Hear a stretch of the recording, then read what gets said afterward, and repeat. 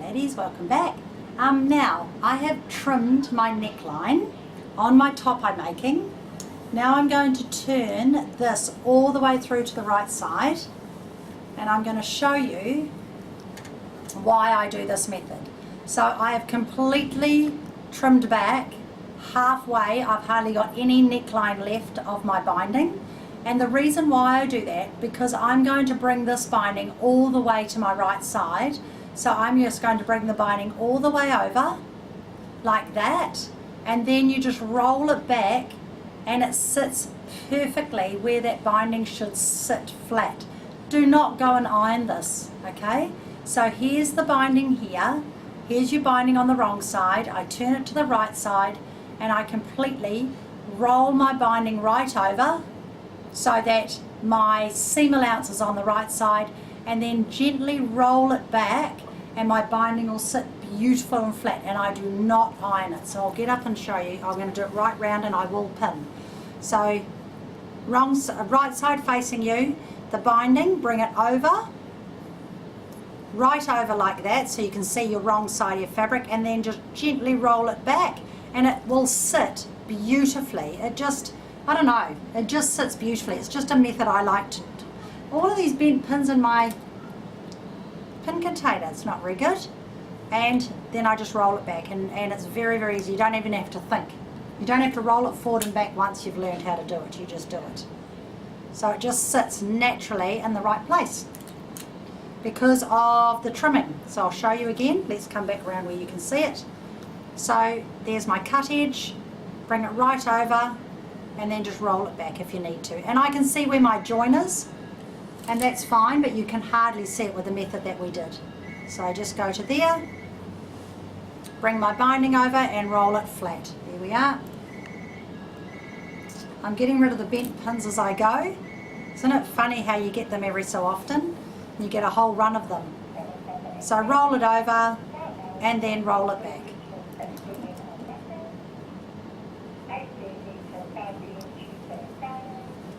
And there's your seam, and there we are. Very, very easy. I do the same method on the sleeves as what I've showed you here. So I won't be doing the sleeves as well, but I will show you how to do the hem and the side seam. Okay, so just rolling it around, very, very easy. Now, if you don't want to have it top stitched on the top, you could do this method the other way around. Stitch it on the right side and roll it to the wrong side, and you would end up with a gorgeous little piping on the right side. So I'll just, gosh, I've thrown out about 6 pins so far. These are my classroom ones, so they're really obviously got a bit hammered. So I'm not having to iron this at all, and I prefer not to iron it because I think it sits better. There's another one. I think it sits better. The reason why your pins get bent like that is because you try and push them through too firmer area, or you don't have very good quality pins, which I hope they're not from Bonina Tauranga. So there you have it. I've pinned it all the way around, and I'm just going to show you what I mean about that neckline.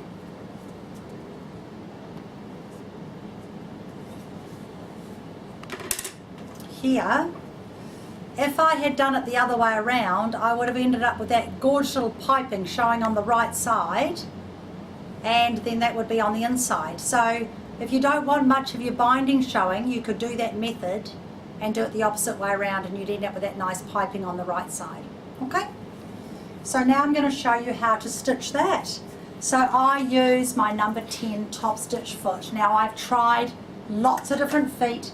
This is foolproof and idiot proof. It works so well. So I'm going to put my stitch on 3 length and my needle position to the right, and I'm working on the right side of the fabric, and I always start just before my back neck. Doesn't really matter where, but I always start before my back neck, just to have it. Oh no, I don't, beg your pardon, I start from my shoulder seam. What am I saying? For my neck binding, I always start from my shoulder seam. From my armhole, I start from under the armhole.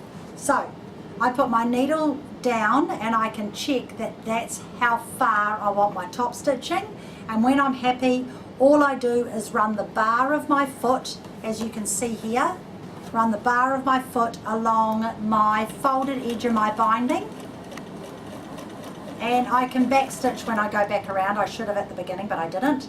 And I've got the needle stop down, so the needle's stopping every time. And look, I'm not having to do, honestly, any work. The machine's doing all the work for me. And I haven't pressed it, but you do not need to. I actually choose not to at this stage. Okay, I think it sits so lovely and flat. You don't need to go pressing it and changing how it's sitting, because it sits so well.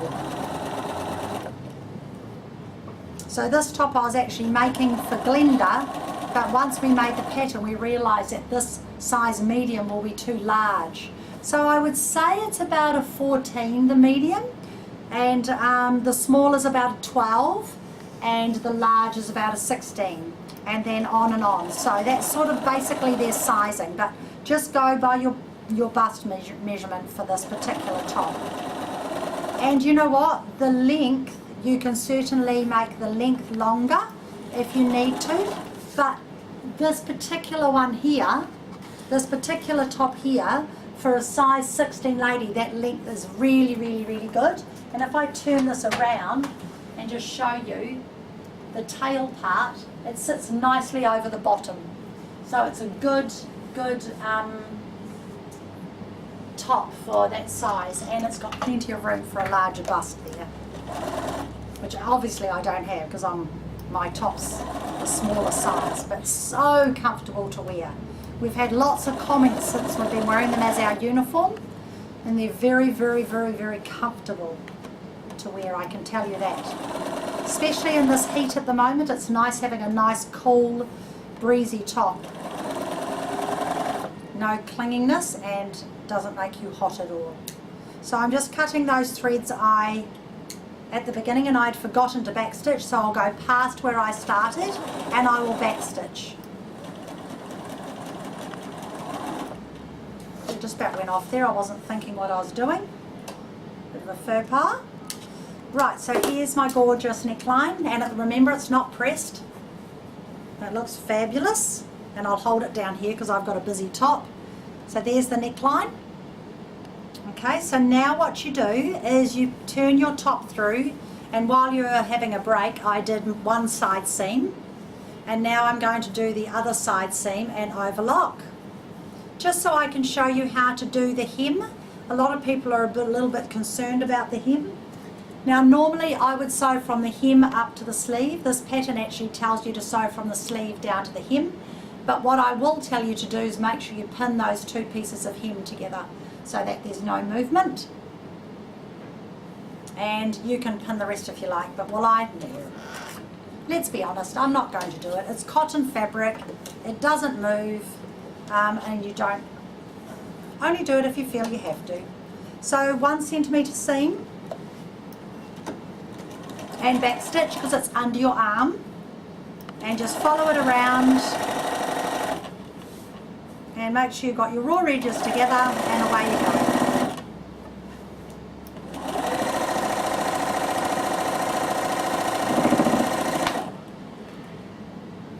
Don't need that pin in there anymore, it's sitting beautifully. That's the beauty of cotton fabric, it just doesn't move. So now I'm just going to overlock that seam there, cut that thread.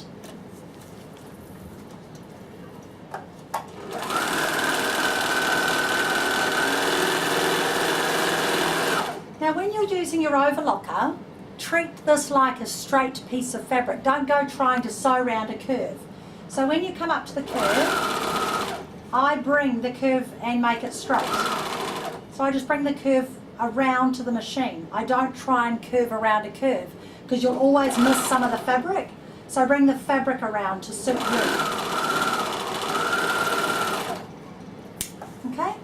Now, if it's a tight curve and you're worried about it, then do 1, 2, 3 cuts. Okay? Now, if you're concerned that that's going to come unstitched, then go to your machine and just do a second row of stitching under your arm. A lot of people don't do that, but I often do just a second row of stitching right beside my first row under that arm. See, I've made that a straight piece of fabric now, And what that's done is that's made that nice and strong for you. And then you don't have to worry if you've clipped it. Actually, I'll do the same at the other end because this will be sold, this top. So I'll make sure I've already clipped that one, see there? So I've done 3 clips and I'm just going to re-stitch that little piece. Isn't it funny, you automatically do things when you're sewing and you sometimes forget about it, and I'm glad I remembered that because I forgot that in class. It's not something I normally do, but if you're worried and you want to have a little bit more room under that arm, just clip it and reinforce that seam. So my stitching is just beside my last lot of stitching. Okay, now to finish the sleeve, you do exactly the same as the neckline, but I'll just quickly show you how you do the hem, because some people get a bit worried about doing the hem. So the first thing I would do would be to press my side seam towards the back of my garment, and I'm not going to do all the hem, I'll just quickly show you. Just have those seams back towards the back. Okay, now when you're doing a hem for this, do not overlock it. Do not overlock it because you're going to turn it up twice. So you're just going to lay it down and you're going to turn up 1/4 of an inch or a 6 millimeters. So I just simply turn my fabric up, and you can get a little measuring gauge out if you like. Never going to happen, Robin. So I just turn up that little 1/4 of an inch or 6 mils and work your iron around.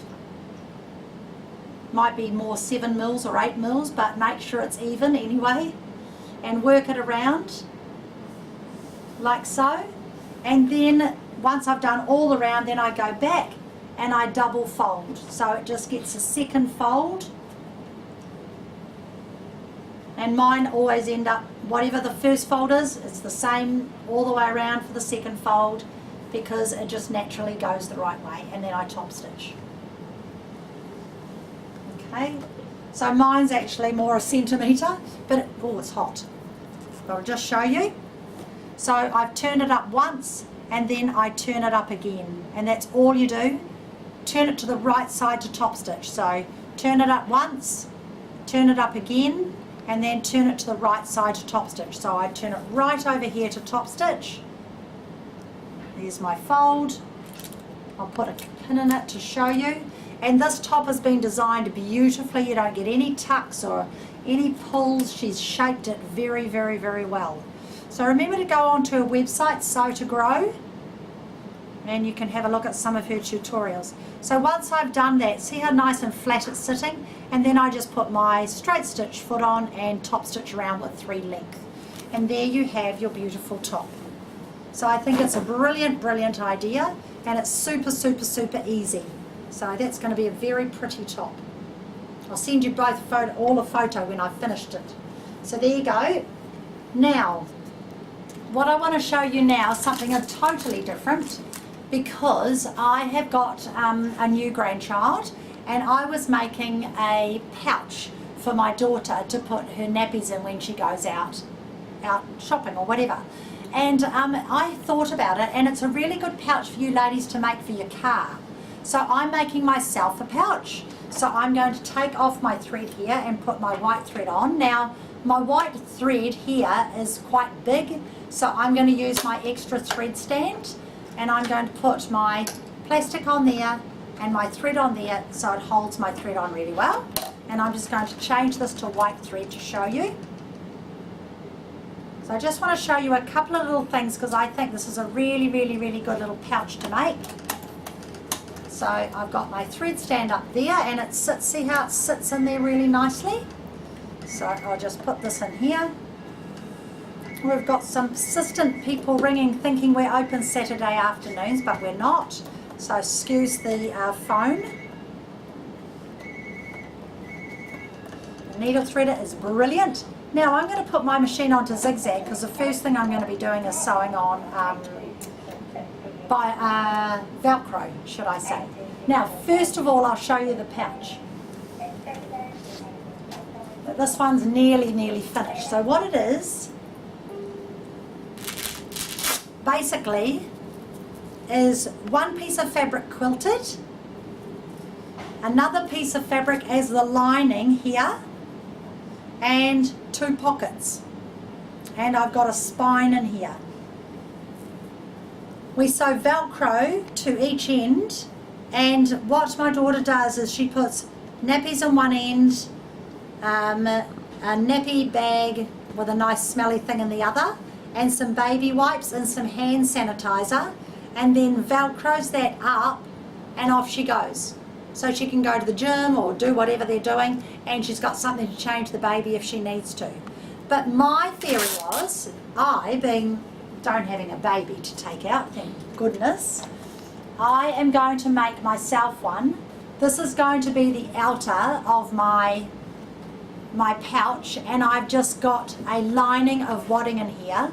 So you just can use something nice and light. This is just a piece of wool wadding I had left, but I could just use Palin or Low Loft or something very, very light. And I lined the bottom of my pouch, so that will be all quilted, okay? And for my lining, I've chosen this gorgeous fabric because I love it, Tula Pink, and I have interfaced my whole piece. In fact, I'll just give it another little light go. So I've interfaced the back.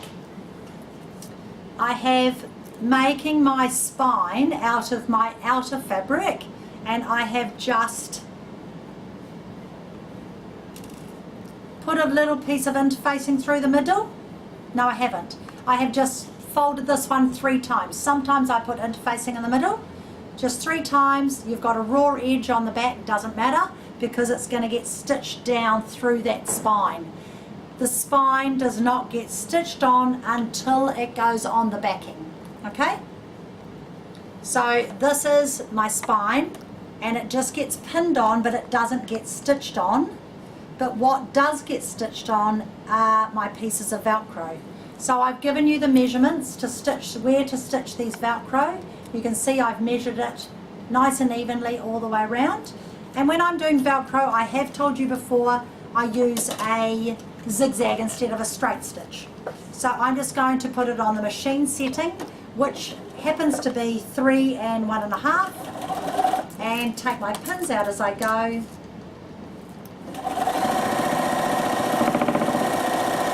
Well, let's move that before it goes off. And so that's how I do it. I just zigzag these on. It's the quickest thing you'll make. In fact, I'm just going to trim that off. It's a little bit long towards the end because you've got to sew binding on there. I don't want that too close to the end. And I will cheat sometimes and machine stitch the binding on, but never ever would I do that on a quilt. But after making a few of these, I've decided I wouldn't really go to the trouble of hand stitching the binding on. I think I would rather machine stitch it, and I'll explain that to you in a minute, and I'll show you the binding.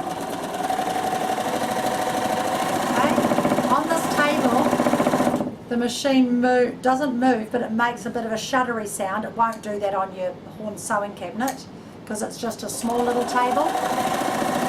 And when I go fast, you hear it? I apologise. Needle down, turn and go here and back stitch. So your Velcro is really, really important to have that on really well, and you'll get a much better result, especially on the hook side, which is the hook side with zigzag. On this side you could straight stitch it, but why bother? Because I am just going to be stitching it on with a zigzag as well. Honestly, you don't need to make them different. I'll slow down so it's not so noisy for you. And I'm using a pale pink, which is really, really pretty. And I'm just sewing it in white because that's what I happen to have beside me. But you can get Velcro in so many pretty colours now. Okay. There we go. Now the pockets actually get stitched on next. So you don't do them last. You do the Velcro and the pockets, and then you sew it onto your backing. And I'll show you the pockets. I'll just undo one of those ones actually, because I've already overlocked them. There we go. Oh, one more stitch. Not far enough. There we go. And then come down and back stitch, and there you have your Velcro. Not used to that needle knot up. So you can see there clearly the little zigzag around the edge holds it really, really well. So if you've had trouble with sewing Velcro on, make sure you use zigzag. Okay? Now, so that's step number 1, or step number 2, because you've put the interfacing on the back. Then you sew your Velcro on per the measurements. Now for the pockets, how silly of me, I meant to leave one of these open, so I'll just open one. For the pocket, don't watch my unpicking skills because they're very naughty.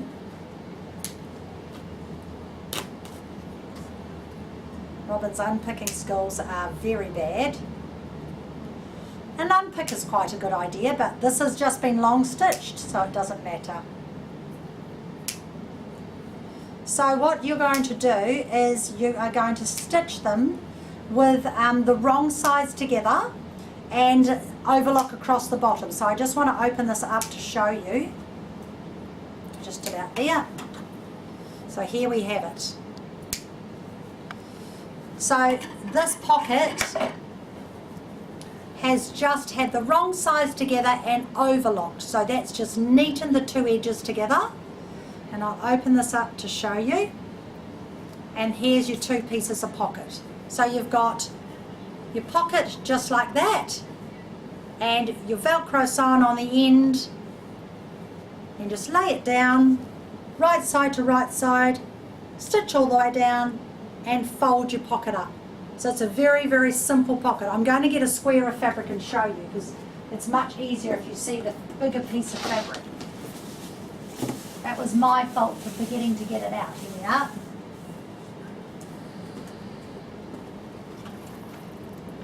So I'll just press this to show you. So if I'm making this into a pocket, it will be that width. This will be a smaller pocket just to show you.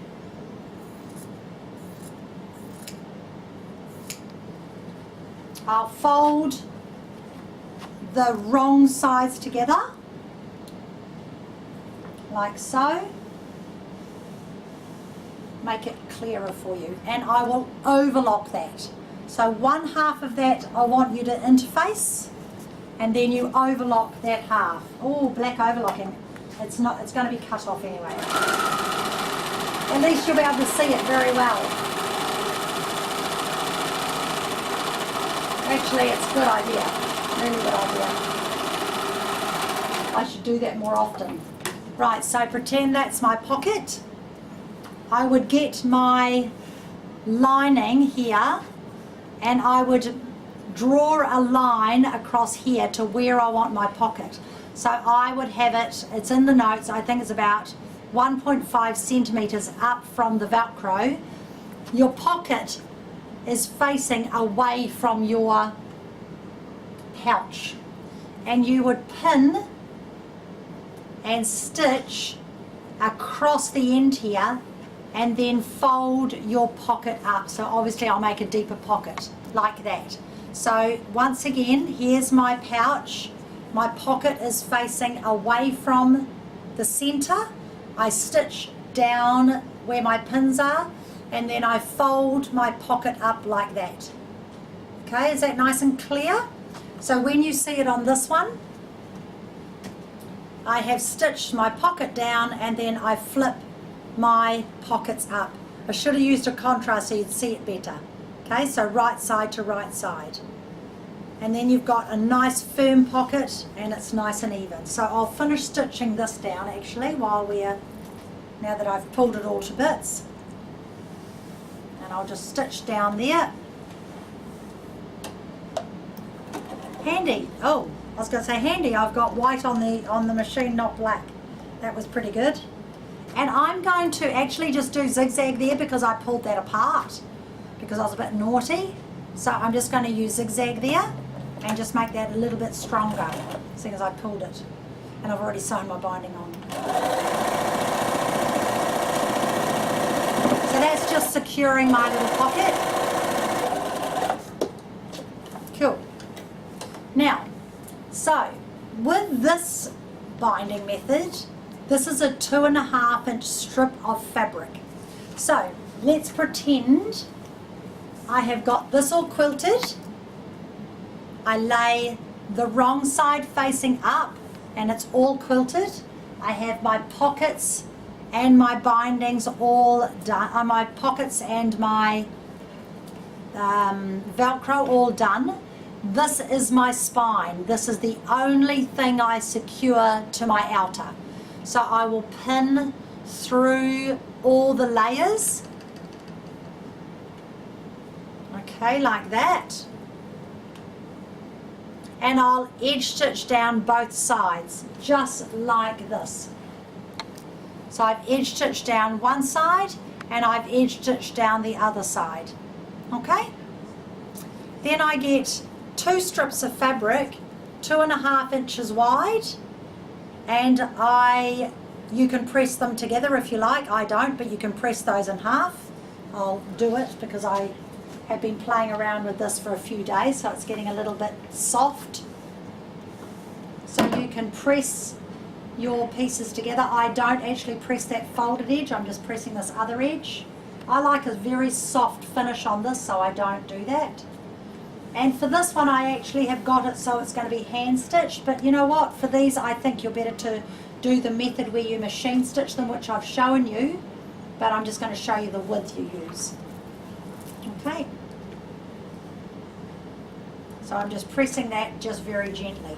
Now, when you're going to be sewing a binding like this, I have shown you this so many times, but for anybody new, I'll just show you a corner again.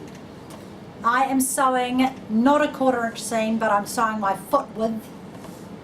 And for this one in particular, I've sewn it from the right side, but I want you to sew it from the wrong side and top stitch it and make it easy. So I'll just show you the corner. Just come up here, straight stitch, needle stop down function on, brilliant. You're going to stop whatever width you are sewing, you're going to stop that width from the end, needle down, lift your foot up and sew out to your corner.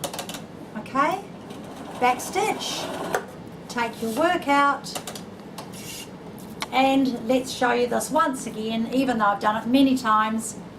Because you've stitched it and you fold it up, it's going to be softly folded down and everything's nice and even. You have a little 90-degree angle there and you sew all the way down, you've got a perfect mitre. It's a brilliant, brilliant thing. You've actually got it in the notes I've sent you, or you got picked up at Benina Club because they how to do a mitred corner, and that's a Benina out of the Benina book. Okay? Now what it means is, I'll just show you one end. What it means is when you fold this over, get rid of my tails, this has been handled quite a lot in the last few days. Because you've folded it in the correct way, when you fold it to the right side, that whichever side you're going, it forms a perfect mitre. See, so there it is there, and then this comes over and you've got a perfect mitred corner. So I love this method. Now this particular one, I would normally hand stitch this, and I'm going to, but from now onwards, when I make these, I'm going to sew my binding from the wrong side and then machine it to the right side. So I'm going to change the way I've done this, because really this is going to be handled a lot, and it's going to have Velcro opening and closing. It'll be much better to be top stitched from the right side. Okay, so for this one I will have to hand stitch it, but from now onwards I'm going to do it the other way. Now if you turn it around, can you see all I've done for my quilting is I've just freehand stitched around my shapes, nothing hard at all. But the reason why I want to make myself one for the car is because I want to put wet wipes in there, I want to put maybe some hand sanitizer, maybe some tissues, because I never have enough when I go to the funerals that I go to, and I'm going to be sensible and have them in my car, and I'm going to put in my glove box. So I've got everything I need in my glove box. So don't think it's just something to make for babies, make yourself one. So let's see what you can produce out of those, and please send me photos. I love seeing what you do with what I've shown you. And so when you're finished, all you do is Velcro that together and you've got a nice tidy pouch to take things in. All right, so I hope you've been a little bit inspired, and we'll see what we can come up with for next month. Actually, it's already in the pipeline. So have a really good month, and I will see you in March.